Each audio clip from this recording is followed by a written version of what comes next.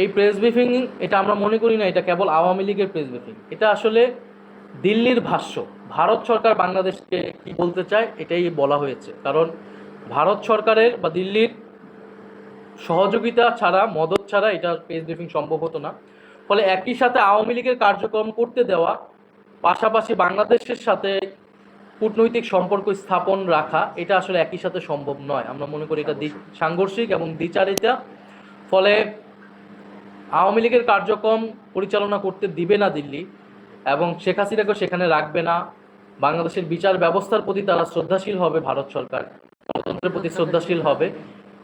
এই নিশ্চয়তা পেলেই ওসমান হাদির খুনিদেরকে ফেরত দেওয়া হবে, এবং আমাদের যে বিগত 15 বছরে ভারত বাংলাদেশ যে সম্পর্ক, সেই সম্পর্ক নতুনভাবে পুনর্মূল্যায়ন করে নতুন সম্পর্ক স্থাপন করতে হবে। এবছর গঙ্গা চুক্তি শেষ হচ্ছে, আমরা যাতে আমাদের পানির ন্যায্য হিসাব পাই, কুশিন যাতে সীমান্ত না হয়, সীমান্ত হত্যা যাতে বন্ধ হয়, ইত্যাদির ভিত্তিতে ভারতের সাথে নতুন করে সম্পর্ক স্থাপন সম্ভব।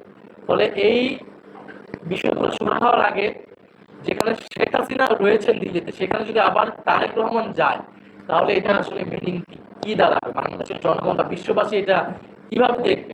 ফলে আমরা মনে করি এটা শুধু তারেক রহমান না, বাংলাদেশের জন্য এটা একটা অবমাননাকর ঘটনা হবে, এবং বাংলাদেশ যে স্বাধীনভাবে পররাষ্ট্রনীতি বা সার্বভৌমত্বর জায়গায় স্বাধীনভাবে মাথা উঁচু করে দাঁড়াতে পারছে না, এটাই মেসেজ যাবে।